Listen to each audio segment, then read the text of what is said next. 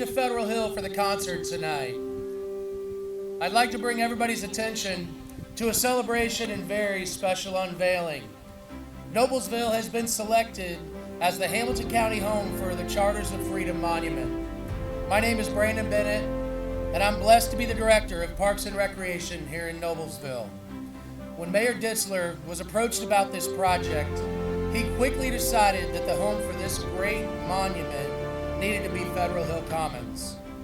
It has been Mayor Ditzler's passion for this project that moved it forward and leads us to where we are tonight, celebrating our great country with the constant reminder of our freedoms bestowed upon us by our forefathers.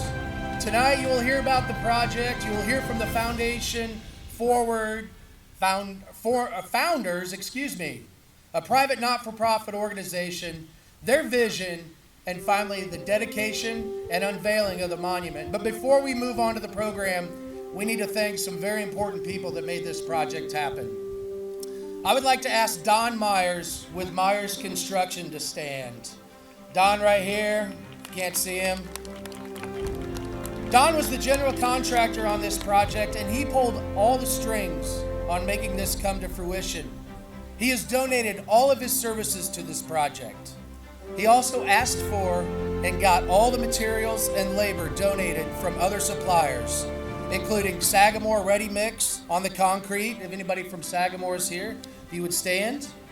I'd like to also ask Dave Burtner to stand of Burtner and Electric, as he donated all the electric supplies and installation. Mr. Burtner, thank you very much.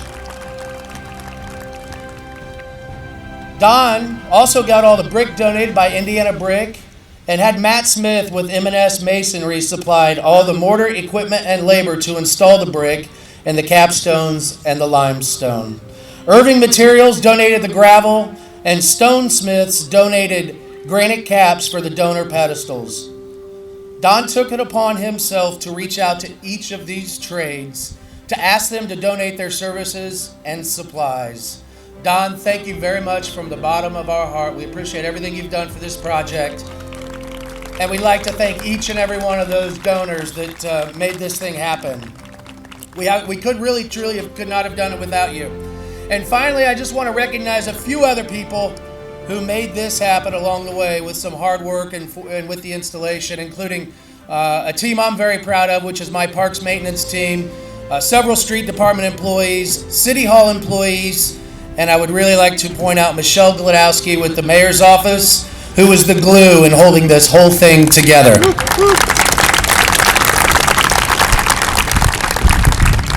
You really don't know how much hard work that they put in to make things like this happen for our community. And finally, one last piece of housekeeping. Over here to my left, there is a location where you can sign your name, and that will go into this time capsule that Mr. Patterson will talk about here a little bit later. So make sure you sign in tonight right over here to get your name in that time capsule to be opened up in like 2087 or something like that. Now let's get to the program. I'd like to invite Pastor Terry Ditzler to come up to give the invocation. Thanks, Brandon. It's good to give thanks, especially on a night and day like this. Let us pray. God of strength and freedom, we come to this place this day to give you thanks for the many ways you enter our world. Today we are reminded of your unending love for us and the ways you call us to love one another. We thank you for giving us founding mothers and fathers who have taught us how to do justice, love mercy, and to walk humbly with you. We thank you for the writers of the Constitution, the Declaration of Independence, and the Bill of Rights. We honor the timeless words that have stirred our love for country and her people. May they always ignite in us a passion for justice and freedom for all. May they be used as a template for the sanctity of all life. We honor all public servants of our past. We thank God for the people who serve now, making our nation safe and committed to peace. And we thank you, God, for the future generations who will serve to protect our nation's honor. May they be inspired by this monument in the years to come. Lord, we remember tonight the sacrifices of all armed forces, public safety employees, and their families. May we never forget the people who have given the ultimate sacrifice of their lives to protect our freedoms. Tonight, history meets future. May all those involved in this particular project know that their gift will be protected, utilized by generations, and will be valued as a city treasure. May the Charters of Freedom continue to bring education and community together for conversation and curiosity, igniting over and over the love of God and country. In God's strong name we pray. Amen. Thank you, Pastor Ditzler. We appreciate that. At this point, we'd like to ask everyone to stand to honor our country with the presentation of our colors presented by the Hamilton County Veterans Honor Guard.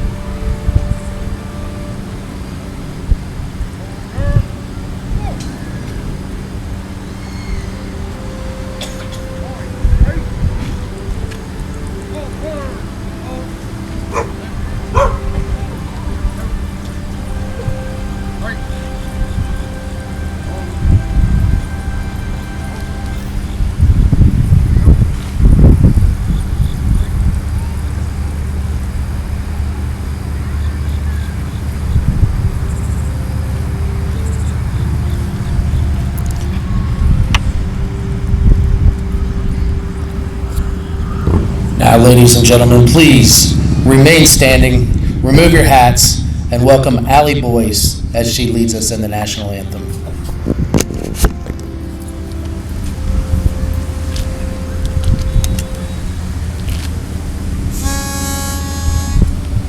Oh, say, can you see by the dawn's early light what so proudly we hailed at the twilight's last gleaming, whose broad stripes and bright stars through the perilous fight o'er the ramparts we watched were so gallantly streaming, and the ragged sprinkler, the bombs bursting in air, gave proof through the night that our flag was still there. Oh, say does that star-spangled banner yet wave o'er the lands of the free and the home of the brave?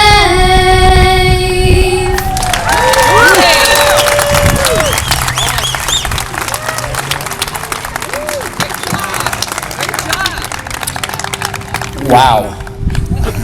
That wasn't part of the script, the wow part, but I've got chills, I'm not going to lie. Great job, Allie. Thank you so much. What a blessing. All right. Now, I'd like to invite the Daughters of the American Revolution to the podium to lead us in our Pledge of Allegiance. Good evening and thank you. Please join me as we pledge allegiance to our flag. I pledge allegiance to the flag of the United States of America and to the republic for which it stands, one nation, under God, indivisible, with liberty and justice for all. Thank you. Thank you, ladies, very much. We appreciate that. Now I'd like to welcome the man behind bringing the monument to Noblesville and our leader over the past 16 years, Mayor John Ditzler. You want this or want to put it in here? No, I can use it. Thank you very much. Isn't it a great evening in Noblesville? I, first of all, would like to recognize and have all veterans please stand and wave your hand. Most of us are standing anyway, but if you're a veteran, wave your hand. Thank you, thank you. And also any and all first responders as well.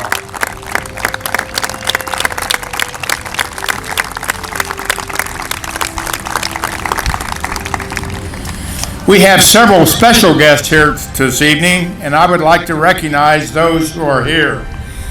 First of all, on the county level, our Board of Commissioners, Commissioner Steve Dillinger, Commissioner Mark Hairbrand.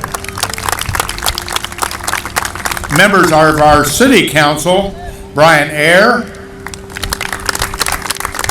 Mark Boyce, the father of Allie, our national anthem singer, and Darren Peterson. Darren? We also have Steve Rogers on our park board and Jack Martin over here on our board of works. Thank you. It's my pleasure to introduce our guest speaker this evening. Someone said she doesn't really need introduction because she has served us so well. But I will take a stab at it. Our speaker is Congresswoman Susan Brooks, and she has in her fourth term representing us in the 5th District of Indiana, as well as, of course, the United States in Congress. She has done an outstanding job representing us, and we are very proud to have her here and thank her for her service to us. Congresswoman Brooks, thank you. Thank you so much. Thank you. Good evening, everyone. Hello, Noblesville. Can I hear you? All right. Walk through that awesome concert crowd. Thank you so much for inviting me to be here tonight to Noblesville and back home in Hamilton County. First, we need to thank all the local leaders and the mayor and all of those people that work so hard to bring the special these monuments here tonight. Can we give them one more round of applause? Because what you are about to enjoy, Noblesville, is incredibly special. Mayor Ditzler, while you're finishing your 4th term, and I'm finishing my 4th term, his has been a bit longer than mine, 16 years to my 8. But during that time that we have served together, I have seen his visionary leadership. I have seen him care deeply about the safety of this community. I've seen him care deeply about the economic development and bringing new businesses and people to Noblesville. And most importantly, as a veteran himself, I've seen him care deeply about the veterans of this community. And so I want to thank you, Mayor Ditzler, for your leadership. We're going to miss you, although you're not moving or anything, but it's been awesome to have your leadership here and your patriotic leadership here. And I think but for his patriotic leadership, we would not have the Charters of Freedom here tonight. And that's what brings us here tonight. You're here on Federal Hill Commons. Now, as you might know, before Federal Hill Commons broke ground, there was a name, there was a naming competition. And in case you didn't know, the people who came up with this name, it's named after Federal Hill School that was built in 1917, which still stands today. And this ground, this very, what I would say is hallowed ground, has been used not only for incredible music festivals and this incredible amphitheater, come together for the farmers market, but we also have come together when tragedy has struck our community. And yes, I and many of you were here when tragedy struck Noblesville. But this is a very important gathering center, and I think it's so perfect that the Declaration of Independence, the Constitution, and the Bill of Rights, the three most important documents in American history, are going to be here. The Charters of Freedom established that as Americans, so importantly, we have certain unalienable rights. That among those are life, liberty, and the pursuit of happiness. Never forget that. Life, liberty, and the pursuit of happiness. These three documents are the heart of our country. They're the heart of our democracy. Whether federal, state, or local government, and let me tell you, democracy is messy. I just came home from Washington, D.C. Democracy is messy, but we have to protect it. We have to constantly fight for freedoms. And there is no one that has fought for freedoms and rights more than our veterans. And in fact, in case you didn't know, one of the signers of the Constitution, who became our nation's United States Secretary of the Treasury, his name is the very county that you live in. This county was named after Alexander Hamilton, one of the most notable founders of our country. And I think he's gotten more famous lately since Hamilton was created. But he said, "Those who stand for nothing fail for everything." And I might say that the people that are here tonight, you stand for something. You stand for the men and women who are protecting our freedoms. Since colonists and patriots sprinted down the road in order to defeat and to win that revolution, from defeating the British to the Civil War, to world wars, to any wars that we are engaged in now, the men and women who have fought for this country deserve our thanks and deserve our praise. They have sacrificed. Their families have sacrificed. And so I want to thank all of the veterans and all of you who are families of veterans, your parents, your grandparents. And that's what these documents reflect. They're about securing freedom. As I've been able to travel the world on occasion in this incredible role as your representative, countries look to us. They look to our government. They look to our Constitution and our Bill of Rights. As we see what is happening in Hong Kong right now, those young people are waving American flags. They are singing our Spangled Banner. They love our freedom and democracy.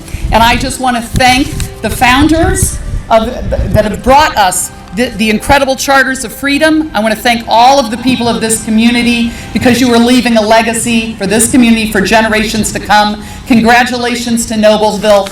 God bless Noblesville, Hamilton County, and most importantly, God bless the United States of America. Thank you.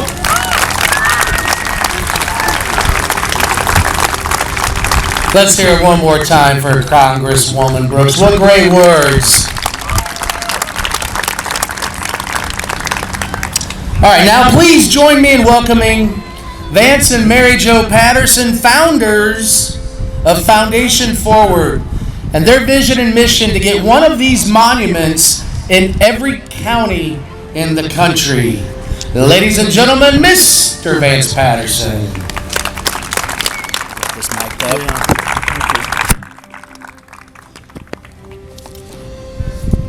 I am so proud of you all for being here this evening. My question is, are you ready to be a part of history? Because we're going to dedicate your Charters of Freedom, and this setting is going to be here for hundreds of years, and your future generations are going to know you were here for them. My name is Vance Patterson. I'm from Burke County, North Carolina. It's in the western part, not too far from Asheville. I'm the father of four, married 45 years to my wife, Mary Jo. I'm a businessman. I have a company that makes industrial fans. We actually make things out of metal, ship them across the country and around the world. I am an American manufacturer.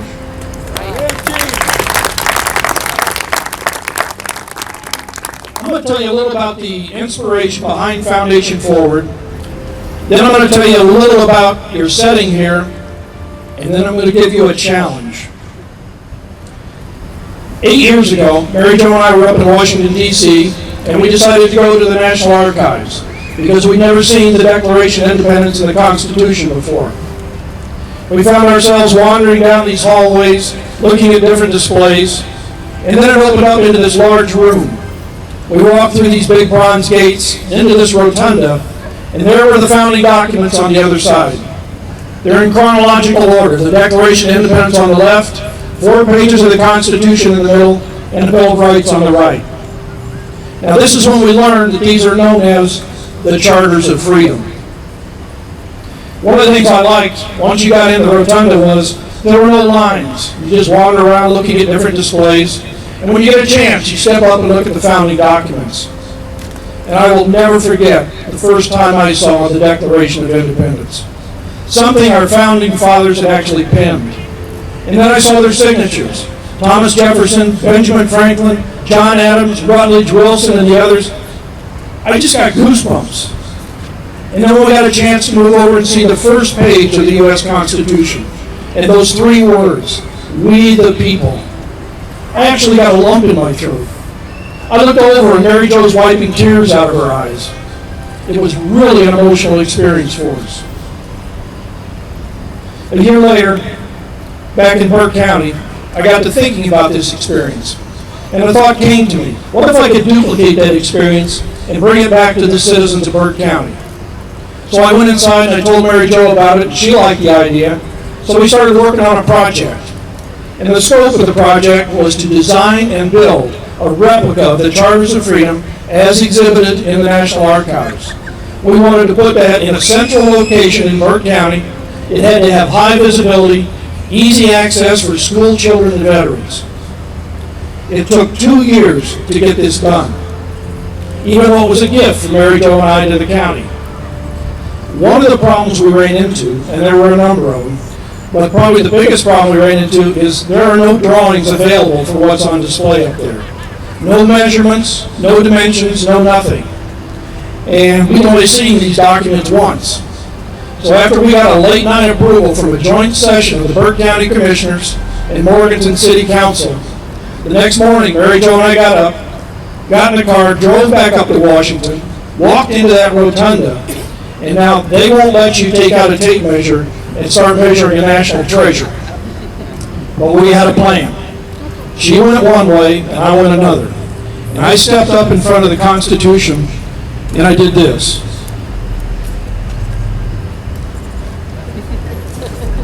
And I was standing in the middle.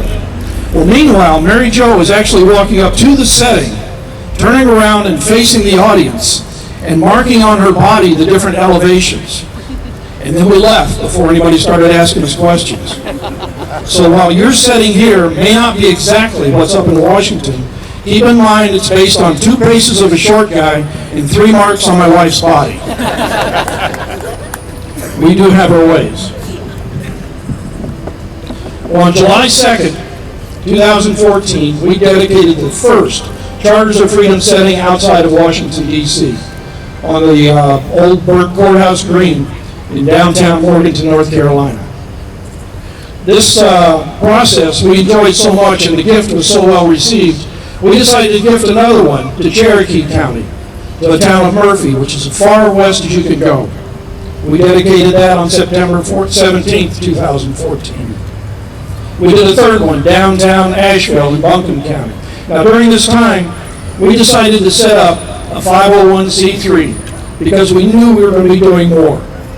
We set up a foundation called Foundation Forward. There are 3 main aspects of Foundation Forward. Number 1 is education. We wanted to provide a good foundation for students to learn about American history that was surrounding the founding of our country, and a good foundation in government and civics to know how government is supposed to work. Second, we wanted to provide access. Not everybody can get up to Washington, D.C. It took Mary Jo and I over 60 years to get up there the first time. And third is about community. We want to provide this access in a community so that you all have a place to gather where you can celebrate, you can honor, and you can reflect right here in downtown Noblesville. To date, we have dedicated and gifted 24 Charters of Freedom settings across the country. In North Carolina, South Carolina, Kentucky, Indiana, Illinois, Nebraska, South Dakota, and as far west as Carson City, Nevada. Yours is the 25th, and it's the third here in Indiana. That is kind of special to me because I grew up in Greentown. So I like coming back here and doing these dedications. And we've got at least 2 more to do this year. Now let me tell you a little about your setting here. This is not a tip-over monument. One of the things I learned growing up as I aged is that if you want a monument or a setting to last, you put more underground than above ground. Your foundation here goes down 3.5 feet. It is solid, reinforced poured concrete. It then comes up into a solid, reinforced poured concrete core. Just the centerpiece here, the core and the foundation, weighs over 38,000 pounds, over 19 tons. The fascia on it is then covered with 4 inches of brick and mortar. We have 6 documents displayed. Each one is life-size, which means the Declaration of Independence is a little bit larger than the others. Each one is on 1/4-inch etched bronze and weighs over 60 pounds. Now when you come up here and look at this, you're going to notice the Bill of Rights. There aren't 10 listings there. There is no historic document known as the Bill of Rights. What's on display in the National Archives and here are the first proposed 12 amendments signed by John Adams. The first 2 were not approved at the time. Only the last 10, and those 10 are your Bill of Rights. There's an emblem on the front, identical to the one on the front of the podium here, which is very special. We commissioned some artists to design this. The eagle represents the Declaration of Independence. Proud, bold, defiant. The 7 stars above the eagle represent the 7 articles of the U.S. Constitution. And the 10 stars under the eagle represent the first 10 amendments, which are your Bill of Rights. Now, people ask us why we're doing this. And we tell them, yes, it's very expensive, but it's more important than money. We believe this gives us a direct link to our founding fathers by helping to preserve what it is they gave this country, a government to serve and protect we the people. From the beginning, this has been about education. We learned that we had 2 founding fathers who were very big on education. Thomas Jefferson, 3rd President of the United States, actually penned most of the Declaration of Independence, and Benjamin Franklin. He was an author, a musician, he was a writer, a publisher, he was an inventor, a scientist, and truly a sage. He is the one they would go to when they got stuck on a problem for his wisdom. Well, these 2 believed that in order to have a free and independent country, you must understand how government works, that you cannot control what you do not understand. You wouldn't believe how many people come up to us when we're building this and say, that's it? Just 4 pages to the Constitution? And we say, that's it. All of our laws and government are based on those 4 pages. You wouldn't believe how many people don't know that the first 10 amendments are your Bill of Rights. I guarantee there are people who are learning that tonight. You see? Education. Thomas Jefferson in 1789 said, whenever a people mean to be their own governor, they must arm themselves with the power knowledge gives. And James Madison, a 5'4" virtual rock star of his era, wrote in 1822, a people who mean to be their own governors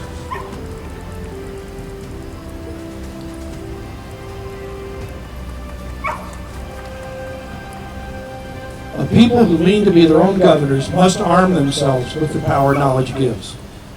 Jefferson said, whenever people are well informed, they can be trusted with their own government.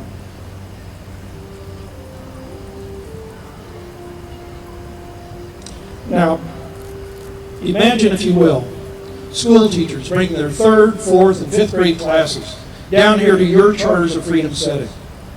While they're here on these annual field trips, they'll learn a little about our founding fathers, a little about the founding documents, the history surrounding the documents. They can learn about government, state, local, and federal government, and local heroes. This is happening in communities all across the country now. The students love these field trips. You remember the field trips you took when you were in school.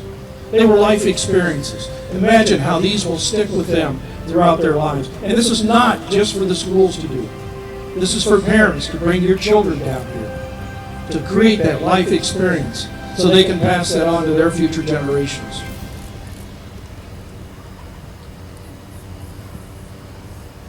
Now, you may have noticed, I haven't been calling this a monument. The definition of a monument is a memorial to honor an event or a person. Well, this is not a memorial. This is an active, hands-on educational supplement for your school's curriculum.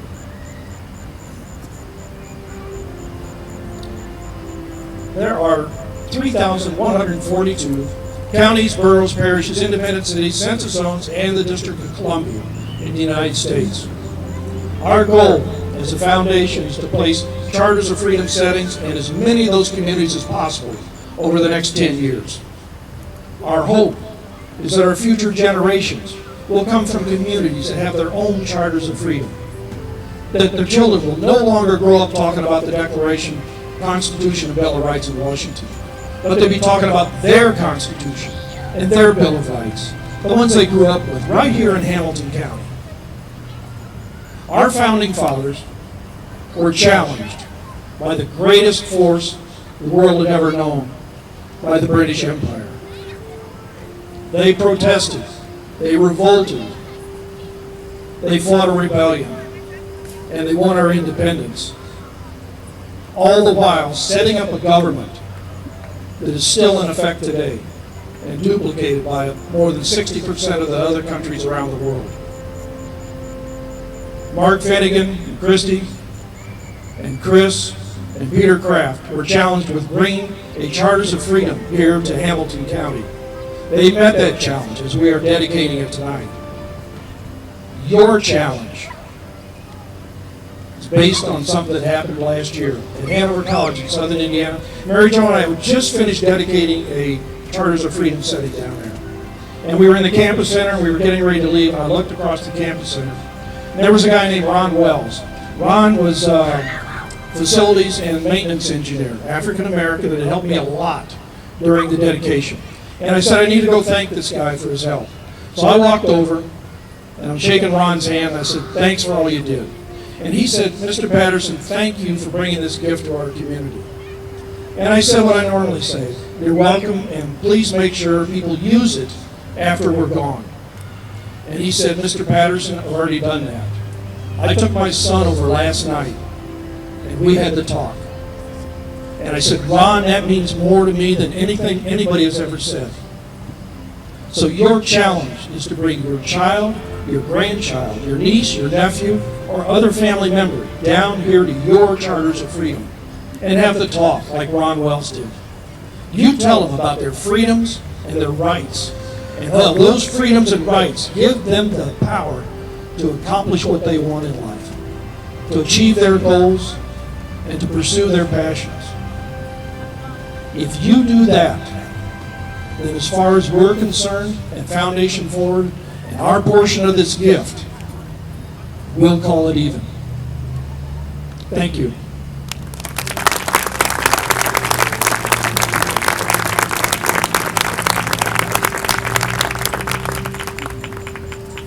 And now will Mayor Ditzler please come forward.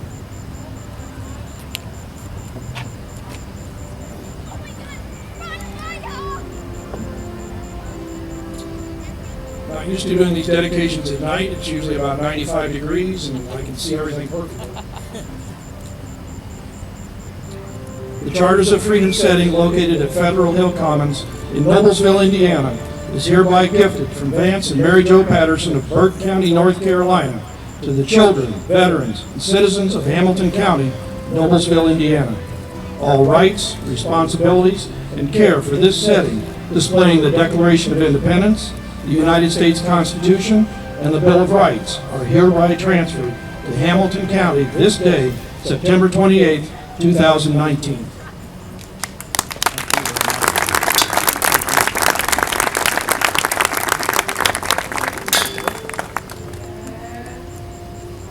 Don't go away, Mr. Patterson. Thank you for your generosity, for your patriotism, and for your gift to the city of Noblesville. The city has a lot of givers here, and we've demonstrated that by being able to accomplish that through the leadership of Don Myers. But again, we thank you for the opportunity, and we will carry this forward and accept your challenge to bring our kids, grandkids, and anyone else here to learn about what our country is about. Thank you.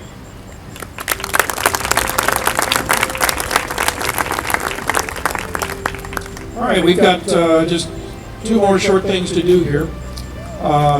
There's a time capsule in the back of the center setting, and in that time capsule we're going to go letters, memorabilia from now. Letters will be from veterans, from law enforcement, from the school administration, some from our foundation and other people in the community. We are going to seal that up. Also going in there will be the sign-up sheet over here. Be sure and sign your name over on this sign-up sheet, so it'll go in the time capsule. That time capsule will then be sealed. Won't be opened until September 17th, 2087.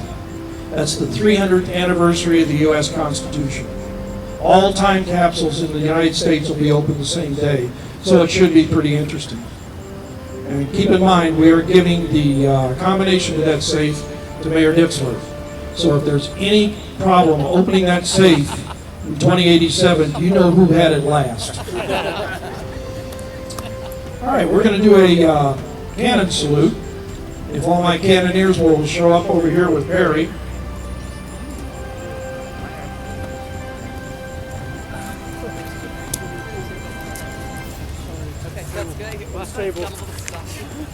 And if my drummer will come up.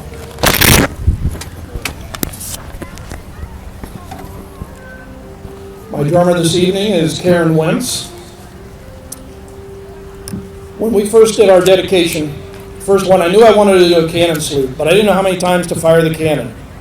I knew 21 was too many and not proper, so I did some research, again, about history now, and learned that the cannon salute started back in the 1600s.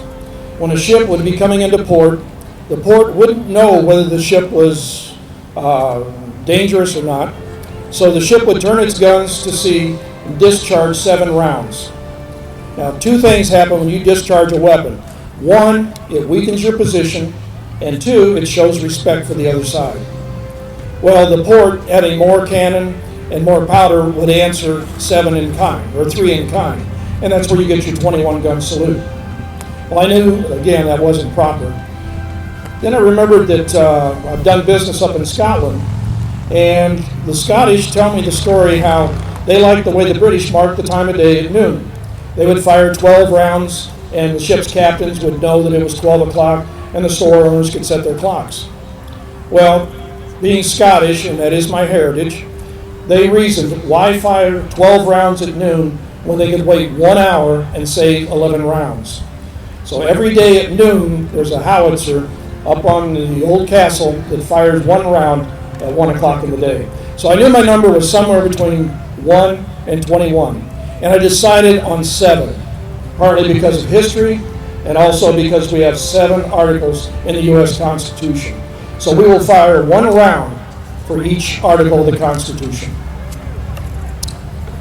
Are my cannoneers ready?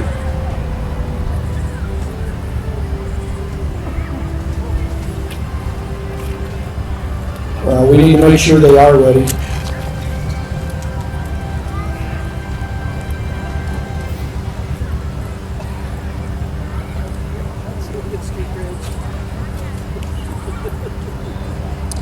We're shooting 10 gauge blanks over there, so it needs to be right.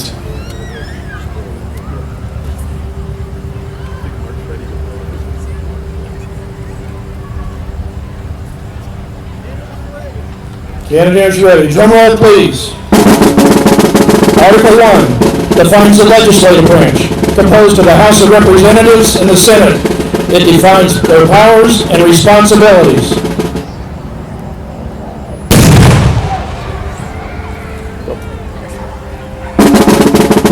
Article 2 sets up the executive branch, the qualifications for president and vice president, their powers, responsibility, and means of removal from office. Article 3 sets up the judicial branch, the Supreme Court, and the lower court system. It defines the right of trial by jury and defines treason.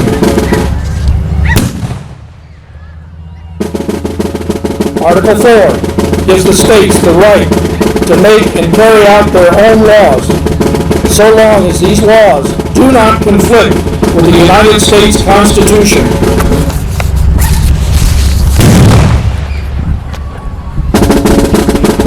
Article 5 outlines the process of amending the United States Constitution.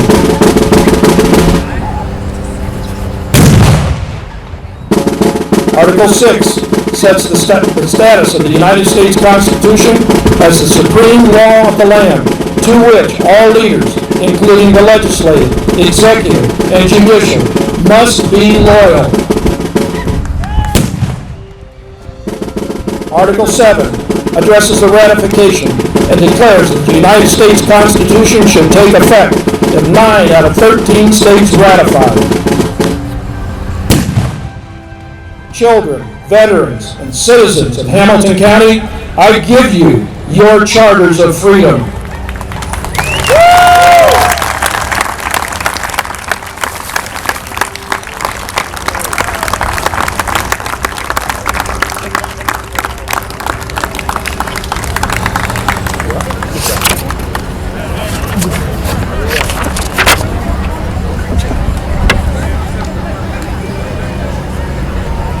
All right, at this time, we'd like to thank Mr. and Mrs. Patterson for your amazing gift to our city, to our county, to our community, and to all those who enjoy this wonderful park. Congratulations for becoming the third location of 92 counties in Indiana for the Charters of Freedom Monument. Now, to close out, we'd like to welcome former Noblesville High School government teacher Bruce Hitchcock with final comments. Mr. Hitchcock.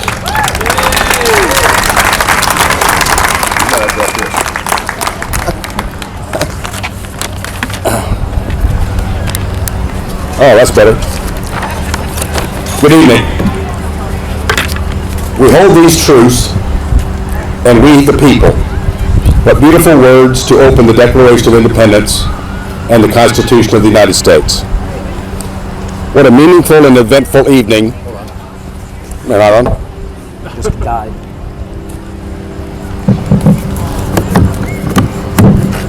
How about that? What an eventful and meaningful evening for our community. And great appreciation to all of those involved in this program this evening and to this exemplary project. For almost 30 years, I had the privilege and good fortune to accompany dozens of high school groups, involving hundreds of Noblesville high school students to Washington, D.C. to participate in truly behind-the-scenes experiences. What those students from Noblesville, Indiana experienced were ultimately made possible by what the founders created and set in motion through these charters of freedom. And to those who have preceded us and those who today continue to strive to preserve, to protect, defend, apply, and expand upon those values and goals created by these documents. President Lincoln once referred to the Declaration of Independence as an apple of gold.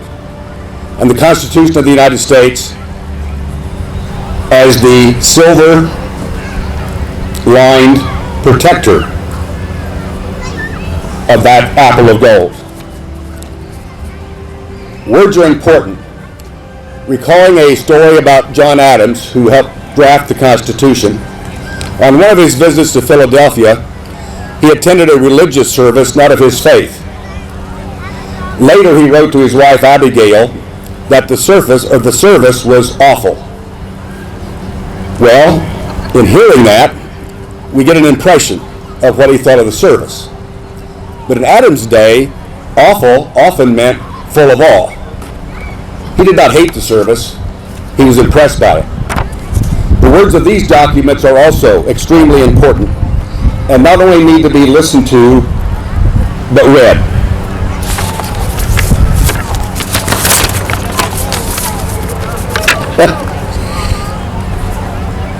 For example, we've all heard the words from the Declaration of Independence.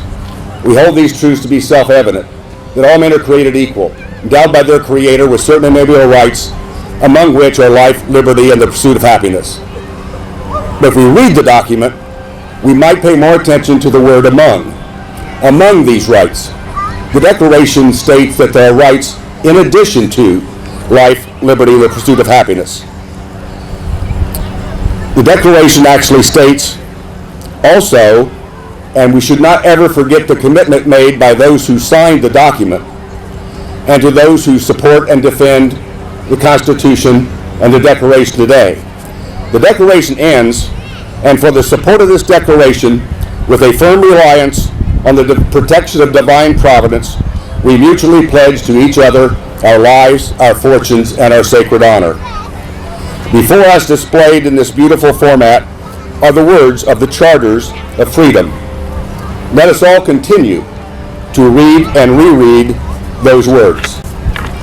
And in closing, and I'm not sure who to cite as the original author of this, but it is an often repeated statement made by some of our leaders such as Ronald Reagan, Bill Clinton, and Dwight Eisenhower. The statement reads, "America is not good because America is great. America is good. America is great because it is good." Thank you very much and enjoy the evening.